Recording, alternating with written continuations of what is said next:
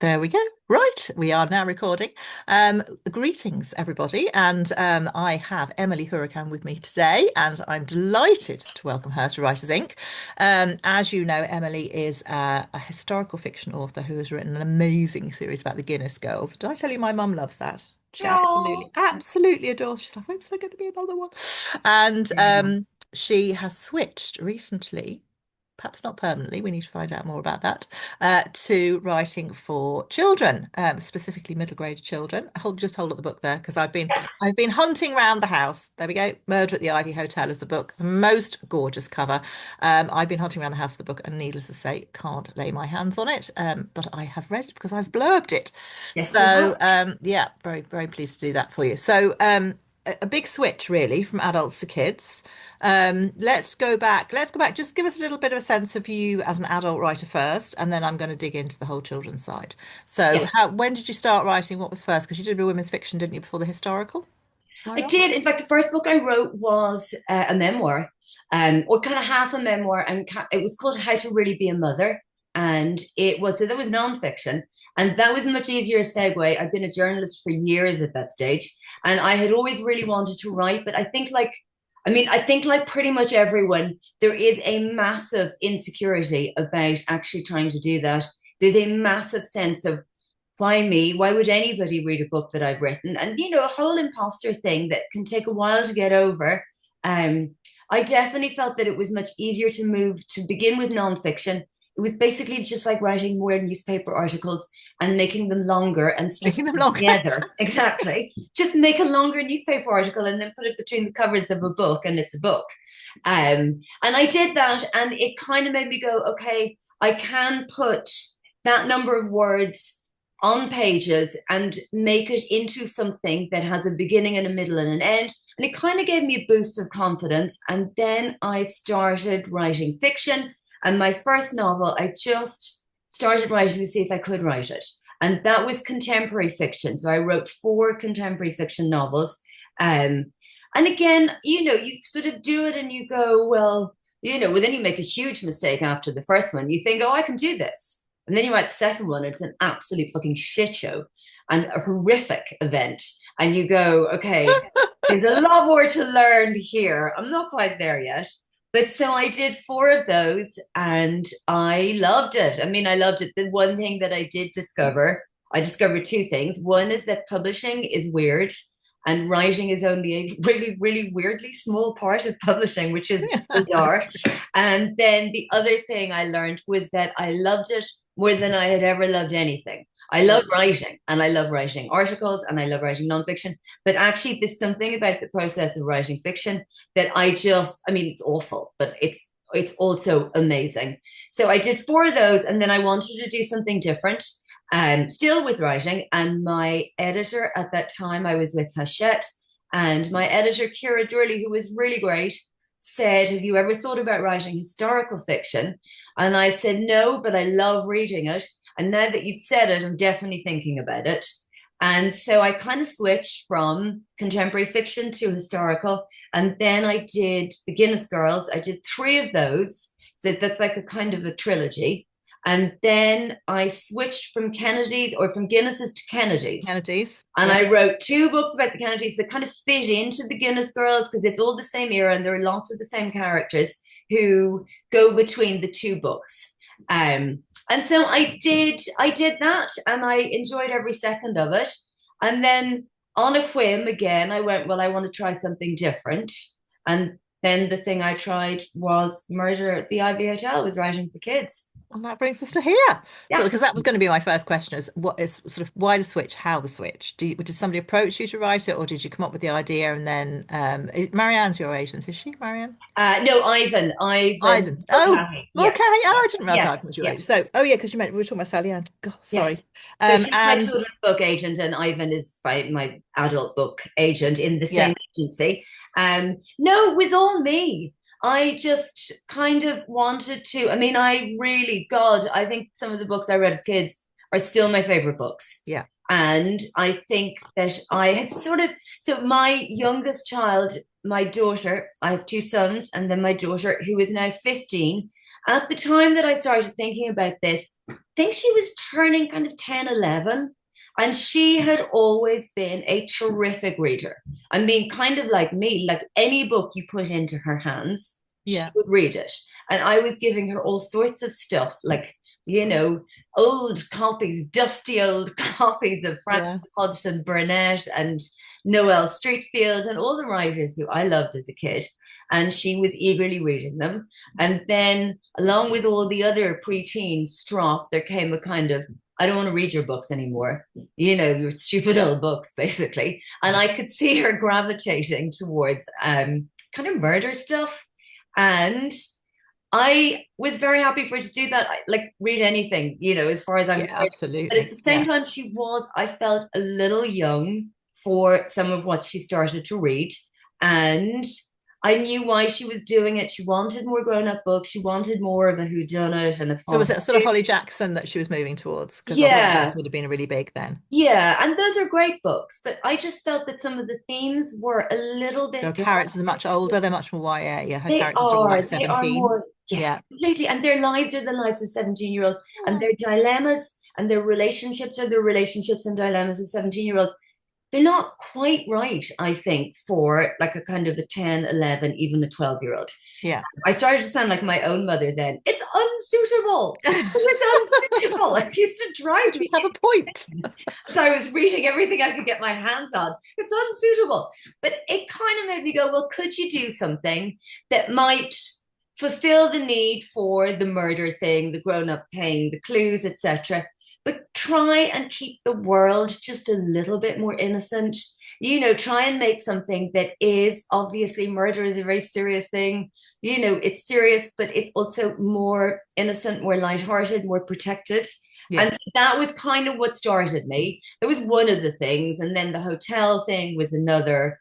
And then I put the two together and started Excellent. writing. That's it. But then and then you went to Sally Ann and said, "Look, I've written this thing." Did you talk it through with her or did you? I think that I did, but not hugely. I knew that I really, really, really liked it. She and I had talked. I had had an idea for a series of books that I had wanted to write for even younger readers based around a girls' football team. So when I was coaching my daughter's football team, which I still am, so now they're under 16 and they won't give me the time of day. But when they were like under 8 and under 9 and 10 even, they were just like I adored them. Adorable. They were Yeah. amazing. Their energy, their spirit, you know, their kind of approach to everything was just so brilliant. And I thought it would be really great to write a series of books which are a collection of characters brought together by a football team. So it's kind of random, you know, anybody can end up on that team and then look at the things that happen to them and frame it within, you know, the weekly training session and the weekly Yeah. match, but like take in all sorts of other stuff. And Sally Ann liked the idea, but absolutely nobody wanted it. But she did talk to publishers and they all said the same thing. They all said the same thing. Books about girls' football do not sell. Yeah. It's And like, you were a bit ahead of your time there because that was before the British England I wonder, do you think women's they team sell had now? Yeah, yeah. it was. It was well, it was about 3 years before that. Yeah. Yeah. I And things have wondered if changed. they I sell. think the mood might have changed there because that team has been so amazing. So They've been it's possible. incredible. They Go the might, yeah, Lionesses. They are. They're indeed. brilliant. But anyway, that was funny. So she was just like, yeah, no, I like everybody loves the characters, and you know they love lots of They the just, ideas. yeah, forget But football. just forget it. It's football. It's not going to work. So I was like, fine. I mean, there was no urgency in it from my end. It was just, you know, stuff. So I had kind of had it in mind for a while, and then it had fallen from my mind. And then when I came up with the hotel, the sisters, the murder thing, I just went, I'm going to write this book, even if no one except my daughter and her super Oh, that's female good. friends Yeah. ever read it. And then so I kind of told Sally Ann what I was doing, and she was like, yeah, I really like the idea of it. Are you happy to just go away and write it? And I was like, yeah, totally. Like, I don't want anyone to even look at it until it's done. Yeah. And so that was how we did it. And then I wrote it fast because, you know, kids' It's a books passion are short. project then. Yeah, it was. It was. I loved writing it.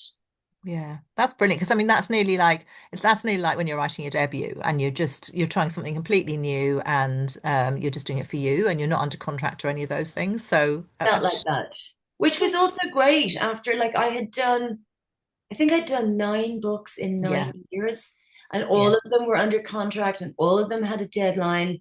And there was a bit, I mean, like, don't tell anyone. But by the time I got to the end of like that last Kennedy book, I was like, I can't do this anymore. I Yeah. can't do this anymore. I mean, I might Just come back need. to doing it, but I was just like, I can't. I'm burnt out with Yeah. the same characters and the same world and just the same way of writing. I just was like, I just want to do something that is completely different. Yeah. So to Spread do your it wings. completely different from writing books, I wrote another book. Yeah. Right? But you know, right? It's a It is totally different. different It's same, energy. Yeah. same but Yeah. different. Yeah. So, oh, this is very interesting. So, Ruth's just saying hello as well. She met you in Tyrone Guthrie. Ruth O'Leary's with us. Oh, Oh, beg your hi. pardon. Yeah, we've got some great authors published and the whole I mixture see of that. nearly published and soon to be published and signed and waiting for things to come out. A whole bunch of people in this group. Wow. They're all amazing and hugely talented, I might add too. And so yeah, so we've got that. So you wrote it on spec effectively, and it could easily have gone Sally Ann, and same thing could have happened. So you've got a vote of you've got I suppose you've got to have your confidence in your own idea, haven't you?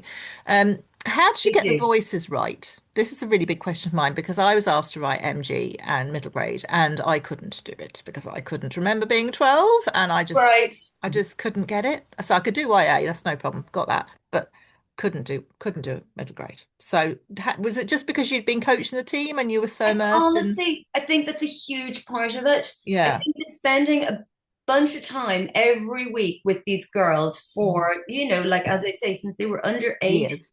and we were training once a week and we were having a match every week and then we were training twice a week. So there was a lot of interaction with them. Plus, it was useful that my daughter was hitting this age while it was in my head.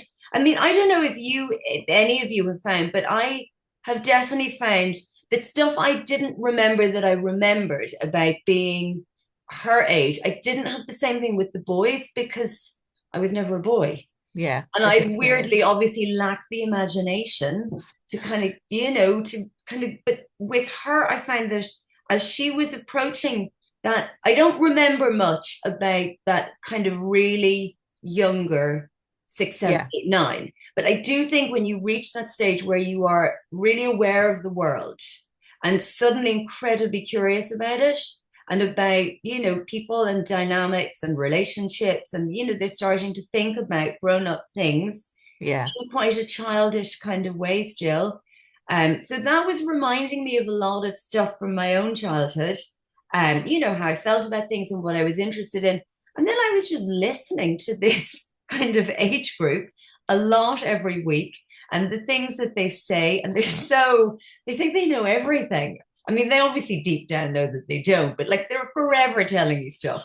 They think they have it all sorted. And in a way they do because they're also super smart, but they yeah. And have within their worlds, context. they do. Yeah, Yeah, they do. Like their understanding, their brilliance is not in doubt, but they don't have experience and they don't have context. yeah, So they're looking at things and they don't necessarily see all sides of them. But at the same time, they do not doubt their own ability and they're willing to put the work into finding out the yeah, stuff that yeah, they don't know. They want to find out. I mean, also, of course, they're really single-minded. They don't have jobs. You know, they're not exactly. they're not operating in the grown-up world. They don't have jobs and their own small kids and elderly parents and like any Yeah, of the other stuff that we have.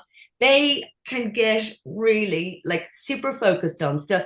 So it was kind of that I was thinking about. And then I mean, I have a bunch of younger siblings as well. So I remember them very clearly at those ages and the awful stuff that they got into because some of them were like, 3 and 4 and 5 and 6 years younger than me. So I would have been quite grown up watching them do some of the incredibly stupid things that they did and also the incredibly smart things that they did. And, so I think all of that, I don't know. Yeah, I would find YA much more difficult. I really would. I don't know why yeah. I would. Really interesting. I think it's really Yeah. interesting because capturing the voice is key. That's absolutely the most important thing in children's writing is to be able to capture the voice and understand, think like a kid, I suppose, or think like somebody of that age group. And that's what you do in this. So tell everybody about the characters and about the setup in the hotel.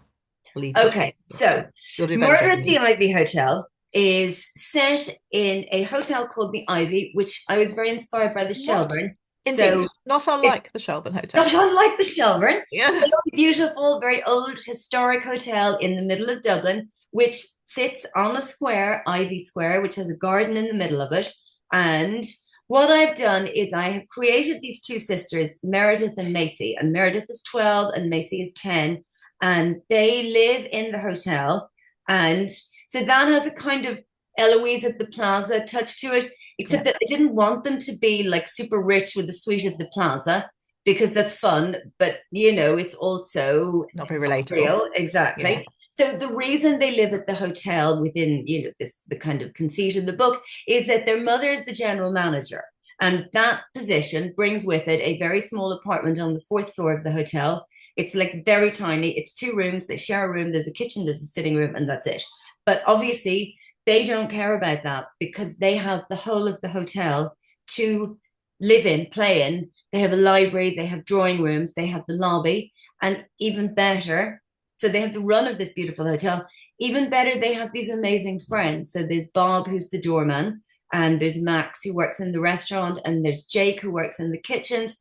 And there are all of these people in the hotel who they pass the time with. And there are people who live in the hotel. So there is a woman who is in her 70s. She's American. She's called Agatha. She's super grand and she lives in the hotel. So she has a suite on the top floor of the hotel. And she's also a great friend of theirs. And it's this incredibly, I think, really lovely world, the kind of world that you just would really want as a child. Yeah. It's cozy, it's really protected. There are all of these wonderful people. There is no end of great things to do. There's delicious food to eat. And there's this constant stream of activity. There are guests who come and go. And literally, they couldn't be happier, which is great because before they were there, they lived a much more normal life in a normal apartment with a father who died. And it was, coming to the hotel with kind of the saving, particularly of Macy, who had kind of stopped talking to anybody and was just very withdrawn. And so the hotel has opened her up, and there they are. And the world is wonderful. And then the world is under threat because the family who have owned the hotel for all the generations that it has been there sell it. And they sell it to a consortium, which I think is one of the most sinister sounding words. Yeah. What is a consortium? Like, and they're wondering, what is a consortium? Yeah. All they know is that the new owners want to Faceless. squeeze, yeah, Yeah. faceless. They want to squeeze more money out of the hotel. So this is very threatening. There are all sorts of rumors about they're going to get rid of Bob and have revolving doors. They're going to get rid of Sandra on reception and have automatic check-in. And the girls are horrified. And the friends, Agatha, who lives in the hotel, equally horrified with her little dog, Milo. This is not a hotel that's going to be friendly to dogs if it changes like this. And while they're trying to come to terms with what these new changes will mean for them, a terrible thing happens. A man checks in with no luggage, with nothing except the clothes that he stands up in. He checks in as Mr. Smith and he pays cash, and the next morning he's dead. And that is possibly the final nail in the coffin. The new Indeed. owners may use this to get rid of the girl's mother, and just completely alter the hotel. So they go into this race against time to solve, firstly, who was he, and then why was he in their hotel, and why was he killed in their hotel, and who killed him.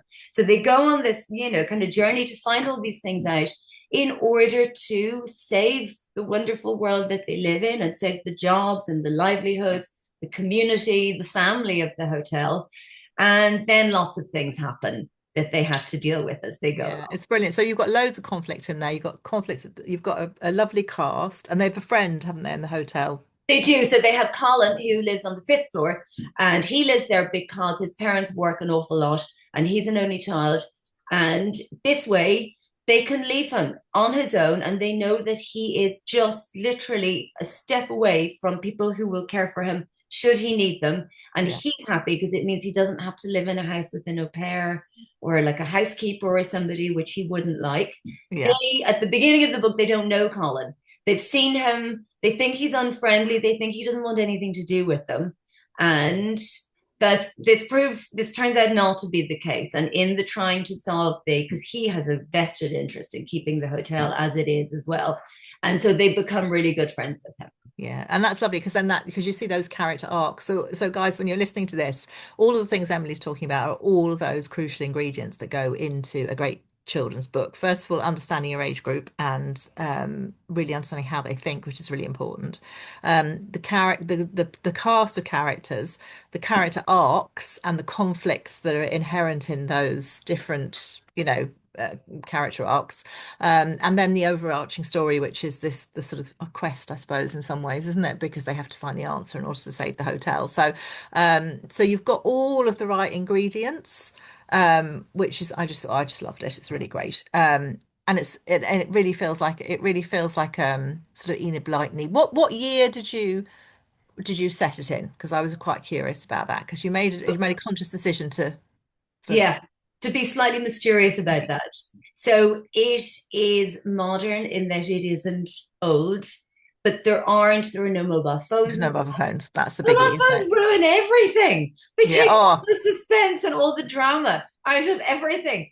I don't know. It must be so hard to write mystery, thriller, murder in the modern age in which everyone has a phone. I I don't know know. how You you spend your whole time read working that. out ways for phones not to work. Yes, because you've got to take them out. Otherwise, everything is just too easy. It's too Yeah. quick to find people, too Yeah. easy to, you can't lose anybody with a phone. So Yeah. I have left the phones out of it.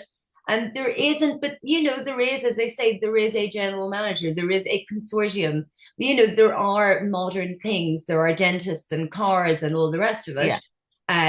But I've and I did do that deliberately, and I hope it isn't annoying. No, I've no, kept it's lovely. So it could vague. be the 50s, it could be It the, could be the you know, 50s, it's it it's could be like the where is 80s. it? Yeah, it Yeah. doesn't feel like the 30s quite, but that's where I thought we were going No, in when I started. And then but it's yeah, because the mother's the general manager, so you've got, so yeah, so it's a bit so it's exactly. So late there were, but it's nice. It's sort of yeah, it's sort of you fudge time quite nicely. I do Because fudge honestly, time. I don't Yeah. think kids get as hung up on as that as everybody else. I was interviewed Sophie Cleverly in the UK last week or the week before, whenever I was there, and she writes for kids as well, similar age group. And her first series, which were Violet, of course, the name's gone out of my head. Mysteries with two characters in it. One of Oh, them I think yes. is Violet, Yeah. and her first lot was at 1930s, and then the next lot she's writing now, which is the one I've just read, is set in the Victorian era. So you get a sense of the Wow. period, but it's not like stamped with, these are the details Okay. of. I So, but must read those. Sophie Cleverly. you'll love I them. love the Sophie sound of Cleverly, them. yeah. So, Okay. so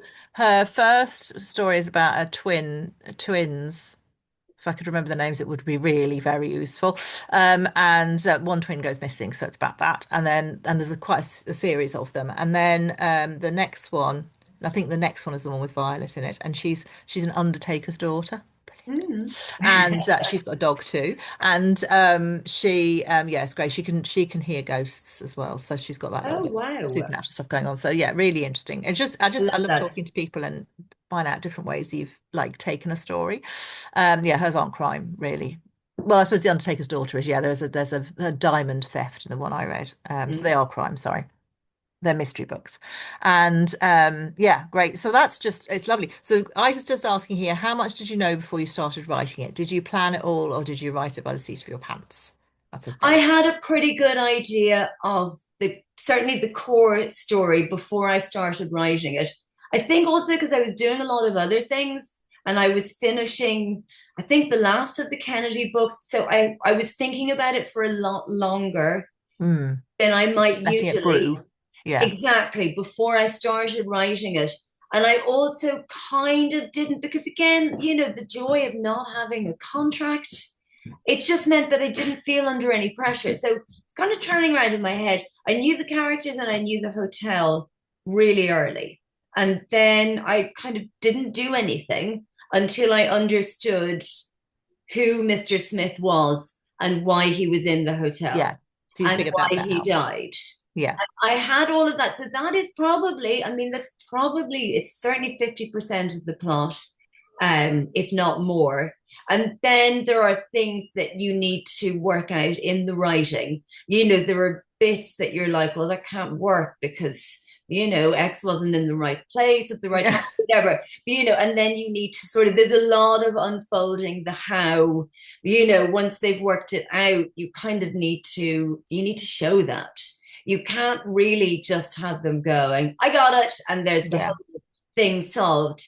You need to like let them get a bit at a time, and then other things need to happen, and they probably need like, I think we all, like a false trail is kind of good, right? Because I Yeah. think the Red false herrings, trail very makes, important. yeah, makes you more interested then in like, oh, it's not that. So what Yeah. is it? So a lot of that would have been worked out in the writing, but Yeah. definitely 50%, and like the core part of it, I had it before I began, which is not that usual for me. I would be really one for like, oh, just sit down and write and see what happens. That's really interesting. And when you do your historical, do you have to do loads of research before you write the book, or do you do it? Yes. Do you sort of get a shape and then just go I and do do it afterwards? loads of research, and then it's a really hard thing. Firstly, it's hard to stop researching. It's just Mm, there's always something more to discover. And then yeah. the problem is that you're so in love with all the stuff you found out because it's like really niche and Yeah, exactly. interesting It's to so interesting, you. and you feel you have to And, tell everybody. and you shove it all in. And then successively over the next four drafts, you painfully remove it all until ultimately, as you remove the last final Wonderful little kind nugget. side note nugget of something that really only you were going to be interested in. And then you just go, okay, was it all a waste? But it isn't a waste. I think you No, need because you to know need it. it. It You underpins the do. story, doesn't it? I think it gets into the. Even if you're not displaying that knowledge for the reader, I think you need it in order to like really believe yourself in the Yeah. characters at that time. So, but I mean, then that is also the fun. I mean, I love history. I love history. History is just another bunch of stories. Um, Yes, that's so true. Yeah, yeah. yeah, But I think it gets into the DNA between the words, doesn't it? It gets into it. And so therefore it does. it feels more robust when you're reading it. So I mean that's Somehow, really yes. important. You don't need to Yeah, tell us everything. yeah, Show it. Yeah. yeah. Stick it So all in there. tempting to tell everyone everything. Look I what know. I found out. I'm so clever. Oh my God, this I is. know. I'm so glad Veronica found this out. I know. Netflix are doing a documentary about the Kennedys next year. Do you know that? I'm sure you do. I did know that. I can't remember who told me. They're doing the full deep Yeah. dive, aren't Yeah. they? It was probably Sally Ann because she told me. So she Oh, told me okay. Well, last week. that makes sense. All right. Correct. She was like, "Oh, this is happening." So that sounds very interesting. So that'll be it could be give them a new lease of life. No, so it's just really interesting. Yeah, and how does your sort of writing day play out? Because obviously you're juggling this for journalism, so that's the day job, and you're keeping going with that. Yeah. God, So yeah. yeah, exactly. Yeah. I mean, I think I'd need to be at a different stage of my writing career to give up like something that is so established and reliable. Mm, And, also I love it in its own very different way. And I like, sometimes it's great to write a piece that's like 1,200 words. yeah, It's done in like a few hours and it's printed the next day. And it's really just fast and lovely. I mean, by and large, I tend to do either or. I don't really find that it works for me. I could work on two or three different articles in a day. That would be super easy. yeah, I do find it hard if I'm writing fiction. I kind of need more space to do that, or I think I need more space. I like to have a day where I don't need to do any other writing. I don't mind doing yeah, other things. Like you can put on a wash and pick up a carload of people. Because it's not demanding anything of you. You're yeah, still yeah, in your book in your head. And it's kind of good to get away from the screen and go off and do something and think and then come back and do more. But it doesn't really work. I find it hard to switch from, oh, I'm writing an article to, oh, I'm writing, a scene or whatever. And so I would do a lot of like kind of fiction writing at weekends, which works really well for me. I would get up early. I would do a good few hours in the morning. Now that my children are all young adults and teenagers, and feed themselves makes a well, big I difference. mean, they don't, but they don't get up They looking for can do. breakfast either. So they all sleep. They're Well, all, that's true. yeah. Yeah. So I've got like hours. I have 4 hours clear in the morning on a Saturday. Sundays are hard because that's football. But I like that. And I like the feeling that I do as much as I do and Yeah. that I don't. And then I go to Anna McCarrick, right, Ruth? I mean, this like that is just still for me, that is the single most infallible writing opportunity that I get. I generally go twice a year, and I would normally go when I'm starting something and when I'm finishing it.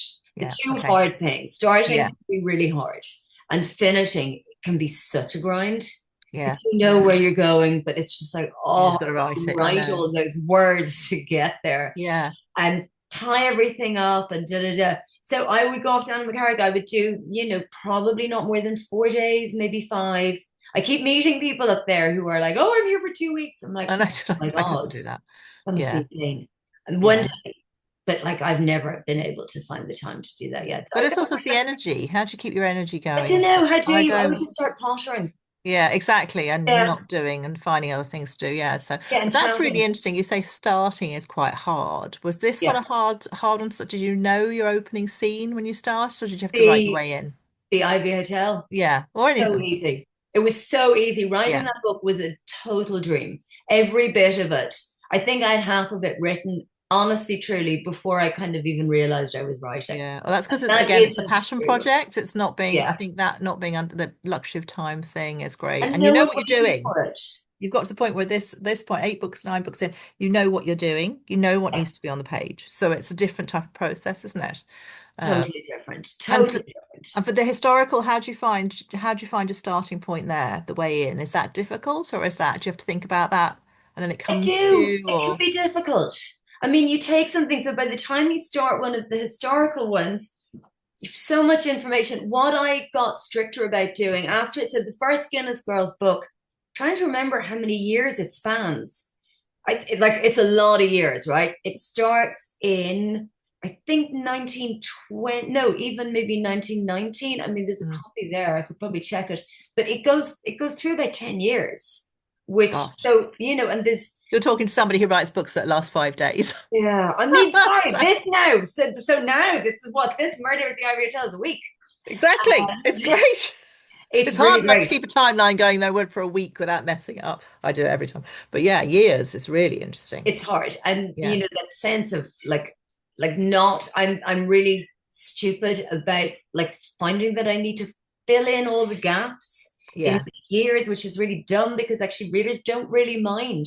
They are Yeah. fine with you leaving a bunch of characters and picking them up 3 years later, and you just go and now it's 3 years later. Like they don't overthink it. But as a Yeah. writer, I definitely did. And then the second Guinness Girl's the same. I think it was shorter, but it was still like, and there's three characters, at least the first one, they were all really young and living in the same place. So they Yeah. were under the one roof and they were constantly interacting with each other. The second one, they're all married. So the first one takes them from kind of literally the age of like 15, 16 through to the end of the 1920s, at which stage each one of them is married and going off into their separate lives. So the second one picked them up in their separate lives. So you have three characters, kind of with equal billing. They all need their Yeah. stories told. They live in three separate houses in two different countries. And that was kind of, you could like, the book could That's challenging. easily collapse under the weight of that. Oh, a big time before you've even started because of the amount of Totally. space you need just to get that bit sorted.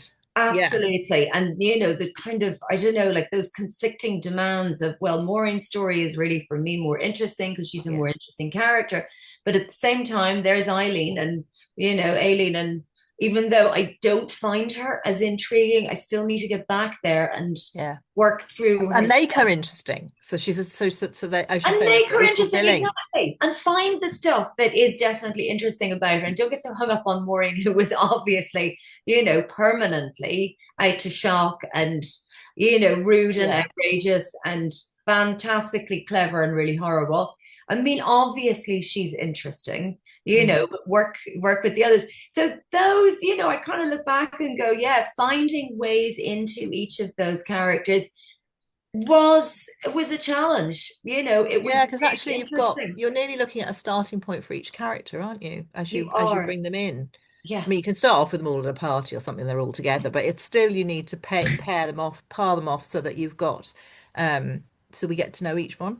Yeah, They need to have their own absolutely. space, don't they? Yeah. They do. And they're now developing in their completely separate ways. And they aren't, doing that thing that we all do. I think when you're figuring out life, you talk to each other an awful lot. Mm. So you have these long conversations about the world and what it might be and what your place in it might be. And then I think maybe you do less of that. You're kind of caught up, they're all married, they're having kids, and then lots of tragedy in their lives, which is also sometimes hard. You pick Yeah. up Yeah. characters who are going through really awful things and you're sticking with them and you're writing about that. And that can also, that's kind of big stuff. Um, so it is, finding the points to write about that will tell the story without drowning Yeah. it in detail, too many characters, too many houses, too many cars, too many parties, all of that. I mean, it's all a learning curve. It's all, if I did those books now, I'd probably do them completely differently. Yeah, But yeah, the but joy, it's really interesting because there's a lot of people who are going to be watching this back who are writing books like that who might have multiple characters, they might be historical, they might be, there's bits going on, and so all of that is really, I think it's just really useful to think about because they're all things that you think about, we know to think about when we're going into a story because we've got that experience of having written other books, but you only learn it by making the mistakes. So totally. terrible by, having to strip out loads of it and just getting it Yeah. wrong. And, so yeah, but it is, that's all the way in, I think, and the way you present a story and the structure that you choose So to deliver important. your story is really Completely. important. I Yeah. mean, any story arguably is 10 stories, depending on how you go about it. Yes. Vantage point, where you go, how you reveal the information. I mean, Yeah. it's probably not 10, it's probably 100, Yeah, of different ways Yeah, that you could yeah, choose to show and tell us that story. Absolutely. Yeah. yeah, So completely. And some of them are better than others because they will engage a reader more than others. And mm, it's a question of finding and being comfortable with the way that you think will move the action forward, deliver the information, and keep everyone engaged. I mean, it's endlessly fascinating for that reason. There are so many different ways. I mean, I yeah, know with the no. second Guinness Girls, I think that was probably the worst rewrite of a book I have ever had because I had written it, to the best of my knowledge, I had written it as a first person observed narrative in the same way I'd done the first one, right? I had taken this character who was not a Guinness. She's like the poor relation who gets sent to live with them, and ends up being very close with all of them.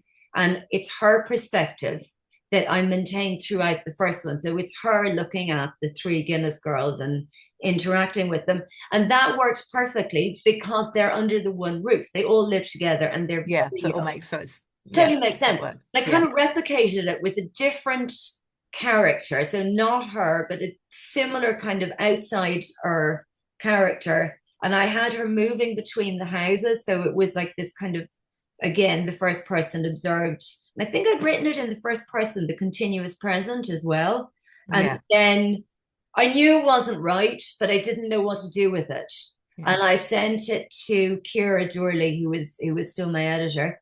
Um, and she rang me and she was like, "Oh God, you're not gonna like this, but I have an idea." And I was like, "Okay, just tell me." She was like, "I don't think it should be." She's like, "I think it should be like third person, past tense, and Yeah. just or like." So I don't think she got into that level of detail, but she's But like, in "I each think their they head. tell their own stories." Yeah. And I Yeah. went, "You're completely right. That is the only Yeah. way to do it." So that was a massive rewrite, like at like belt and braces level of Yeah. rewriting, which was like a nightmare. Goodness me. Oh, yeah. But it has to be done, doesn't it? It So had to be that's done. I yeah. mean, look, I would have killed me otherwise. You got Yeah. to write the best book you can. Yeah. It's Yeah, never a absolutely. perfect book, but Goodness me. Yeah, no, definitely. It's really interesting. So I was asking now, what is easier for you, dialogue or description? There's actually lovely balance. I would really seriously recommend you reading for those of you who haven't already got it, the Murder at the Ivy Hotel, because we really see the hotel in that. I mean, the Guinness Girls is great too, but you've got the historical element coming in there. I mean, and the Kennedys. It's all fantastic. But Murder at the Abbey Hotel, I really just love as like as a set piece, and it's a quick read because Yeah. it's a kid's Oh, book, it's so so it's short. like it's Yeah, lovely. Yeah, it's yeah. not long. Short is Oh, I need great. to talk about word count in a minute. Anyway, sorry, dialogue or description? Which do you Um, prefer? so interestingly, I was much more insecure about dialogue when I began. And I think that this might be quite common because I know that when I have worked with people who are writing, often dialogue is the thing that they're hesitant about. Description is in a way easier. What do you see? What does it look like? Yeah, Obviously that's a simplistic thing, but I do think I know that I was like, I don't know how to write dialogue. And then I was like, well, just write it because you need to break up these long descriptive passages. yeah, Dialogue is a different energy and it brings momentum to something that can get very, very flat if it's all just kind of, narrative description. And then I began to find that I loved writing dialogue, that actually, weirdly, once I got comfortable with it, I just adored it. And now sometimes I need to stop myself because I can get very into, the back and forth of what people are saying and doing the action that way. And again, it's a balance. Sometimes you need to step away from that and let things happen yeah. without being commented on or being mediated through the characters. But I do, yeah, dialogue surprised me. It surprised me how much I liked it. Yeah, but you've used a great word there because momentum is Yeah, really, really key, isn't it? And nothing goes in. I mean, yeah, you get into the conversations and they have great chats, but that can get carried away too. So it's totally. maintaining the momentum, isn't it? And using the dialogue to move the story forwards. And that you very much do that in the kids' book, Murder at the Ivy Hotel. You get a real strong sense. It's great because you've got two sisters who are able to speak to Yes, each other. Then we get Colin, and we've got the contrast, and they're not sure about Colin, and Colin's not sure about them. And Colin has a great music teacher who's very useful in the story too. She's lovely. So we've got some really interesting adult characters that come in. So I think there's a good bit of dialogue, there's a good bit of chat that goes on, and it always moves the story forwards. That's the other thing about writing for kids is they're deeply intolerant. So if they don't like it, they won't read it. it's so So scary. you're gonna So know terrifying. I mean, how to adults keep will it going. totally, like they will, you've lost them. You're boring, you've lost them. That's it. They're savage. Adults will continue with books for all sorts of reasons. Oh, somebody said it was great, or, I liked her other book, or whatever. Or just out of it, me. I started, so I'll finish. Um, but kids, nah, like, I didn't like it. That's boring. And they are gone. So I think that is kind of refreshing and also kind of terrifying. It is You're kind of, like, isn't it? okay, I need to keep this up because I could be very long-winded. And I was much more brutal in this one about no, no, cut, cut, Keep cut. short, yeah. And Yeah. how was your editor? Because it was a different editorial experience because you've had Kira for quite a long time through various books. How was it Yeah. working with a new editor? Because this is published by Scholastic, so it's an entirely different setup. Completely different and equally amazing. Working with Kira was wonderful. Like I worked Mm. with Kira on all 9 of my adult fiction books. And then this one was, I mean, it was interesting, a different approach, a different, Kira and I had evolved a really great shorthand Yeah. of, I don't need you to tell me all the things you love about the book before you tell me the things I need to Yeah, change. just tell me what I need to fix. Exactly. Like I am just, we're both Yeah. like we've done this so often. Just go, yeah, yeah, I like it. This is good, but and then just cut to the chase. And and with Julie, actually, we got there pretty quickly as well. Because I was just like, oh, don't, let's just be really brutal and make it as good as it can be. I really liked her. She's just super like straightforward, incredibly direct person, and I love that she bought the book because she really liked it. She Yeah. didn't know me, she had never met me, she didn't know anything about me. I have no indication that she's ever read any of my other books or ever will, and why would she bother? She just like she liked that book. She got Yeah. the book, she liked the book. So for me, that was really great. I was like, okay, this is kind of new and different. Yeah. Um, so no, it was wonderful. And like everybody in Scholastic was really and continue to be amazing to work with. It's been really fab experience. Great experience. Oh, it's fantastic. It's great. I just now saying, what are you working on now? She's great for questions. Guys, put your questions in if you've got any, because we've only got about 10 minutes left. So we need to, we don't want to miss anything. So Um, what are you working on now? Good question. Because this really feels, so also, I have to just say, when you start, when I read this, it feels like a serious book. So yes, did you write it with series in mind? I definitely knew that there were more adventures for Yeah. them. And I have, in fact, written the second and I have delivered that. So, Mystery at the Ivy Hotel will be out this time next year. Excellent. Um, so, that's the next installment. It picks up like about a week later, about a week after. I don't know if at the end of the murder. Anyway, I won't because spoilers or It'll be a whatever. spoiler. No, we don't Yeah, want to no, spoil it I for you. won't. So anyway, it picks up almost immediately after. It's not, it's the same world, the same characters, everything. The mystery is not so much related to the murder, but the kind of like the whole kind of background is the same. So I've done that. I've finished it. I've delivered it. It will have edits, etc. And then so I have another book out this year, which is just a little bit much, but I mean, anyway, we are It's we all are where fine. we It's all are. fine Right? until the copy edits all arrive at the same time. That's Yeah. everything's fine because you can write two books a year. Like that's not, I wouldn't say the easy bit, but it's when all the editing arrives on top of you. It's like oh. So And I'm hoping that the structure of the edits will not be. I think it'll be okay. The other one, so the tell I've us about that. another one Yeah. out in September. So that is with that's my first book with Bonnier. So I have Oh switched God, God, publishers. this is complete. Oh wow. So Yeah. what are you doing with Bonnier? So it's still historical fiction, and it is a story that I came across when I was researching something else, and I just loved it so much that I was like, this has to be a novel. It's Princess Margaret, right? Oh. Who I have an enduring love for because she's just appalling, but also Yeah. she's really touching in her own. I just like there's something about her life that I have always found kind of fascinating Yeah. and also quite, as I say, like this kind of touching aspect to it. But so I came across this bonkers story of her. This is totally true, right? In January 1965, at which stage she had been married to Snowden for 5 years, and they had two kids. So Sarah was I think about 6 months old at that stage, and then the older one, David. She and Snowden came over to Ireland and they stayed with his sister in Abbeyleix. So his sister was married to Lord Devisi, and they lived in Abbeyleix. And Snowden and Margaret arrived to stay with them for a couple of days, and there were protests by the IRA who fucked a petrol bomb over the gates of Abbeyleix and cut down loads and loads and loads of trees so that the road was completely impassable. Oh And God. they threw a petrol bomb and then a second one, and they took out an electricity substation.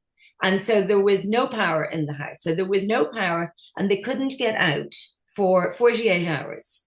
And I have written so you're doing 5 days. I'm doing 48 hours at this stage. Wow, that's brilliant. So 48 hours trapped in Abbeyleix. 48 hours trapped. And at this point, the marriage is starting to disintegrate. Quite shortly after that, he began to travel more and more and more and would like he went off to New Zealand for 5 months. He had been having affairs already. She had so far not been, but she started the first of the many affairs that she then had about 6 months after that. So it's kind of the break point in their marriage. And Wow. What a um, good subject. What a so I'm great like so point. pleased with it. Yeah, I love it. I just love the idea. And I was like, this is just so bonkers. Like, how did we not know? And then when you go and look into all the newspaper archives, there was loads written about this. And then the kind of roll on of the story was that 10 people were arrested. So 10 men were arrested. They were arraigned at Mount Mellick Courthouse. And there were riotous scenes, like really mega. If you look it up on YouTube, Yeah. there's incredible footage. The entire town is a heaving mass of protesters and police Wow. beating the Wow. crap out of each other.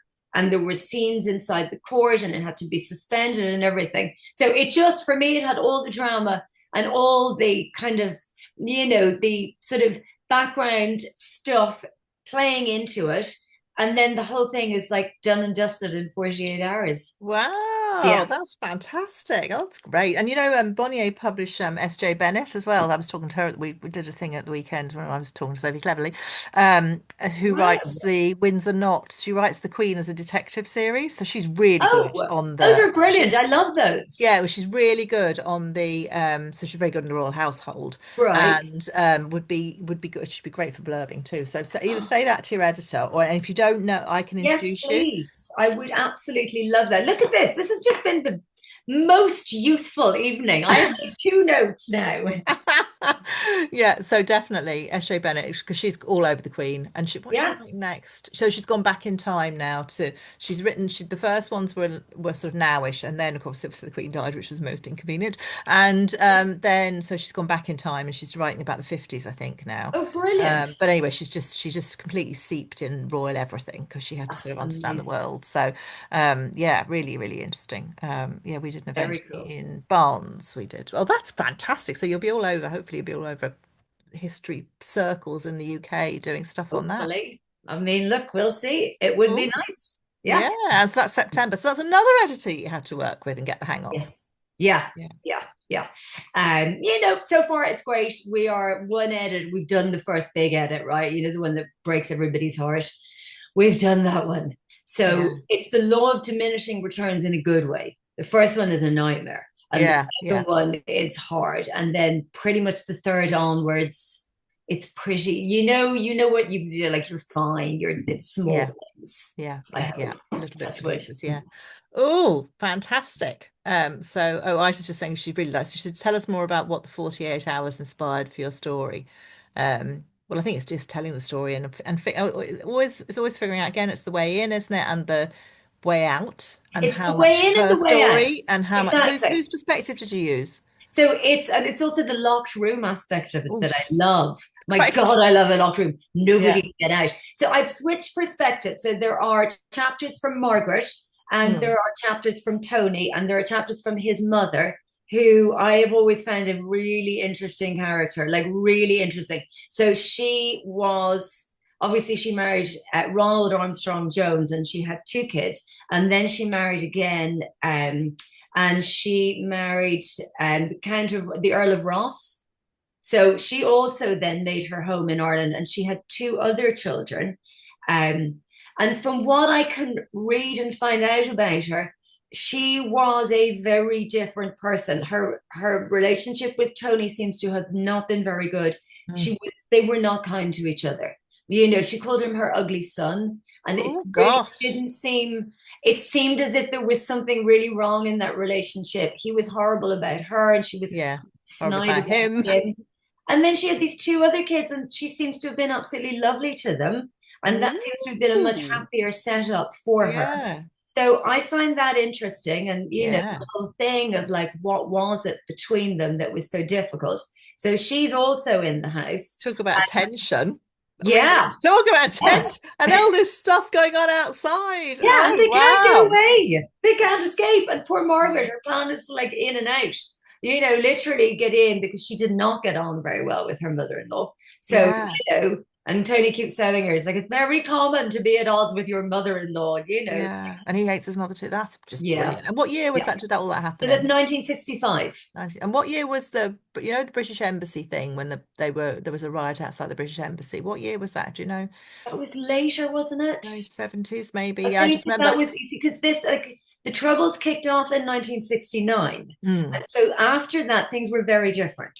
In yeah. 1965, through the 60s, up until then, there's like this kind of funny period. Simmering. Yeah, and the IRA Yeah. still exist, but they don't really there's no momentum. Yeah. There's like, like the six counties, but like people aren't that concerned about the six counties. People are trying to get by. It's Yeah. not really the rallying point that it became once the North kicked off. So Mm, it's like this kind of, they're all old. There's a lot of, they're kind of like residuals yeah. still left in the IRA.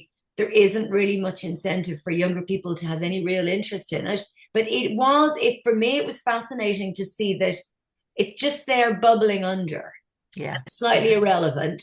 And then something happens, and these men are arrested. And then suddenly, all over again, there is this massive, like, outpouring of anger. And people are going, hang on a second, like no foreign power on Irish soilty, royalty go home, blah, blah, blah. Yeah. They are then demonstrating outside the courthouse for these people and saying, like, this is outrageous. You can't lock them up because they protested the presence of, Yeah. an They didn't unpopular kill anybody. crown. Yeah.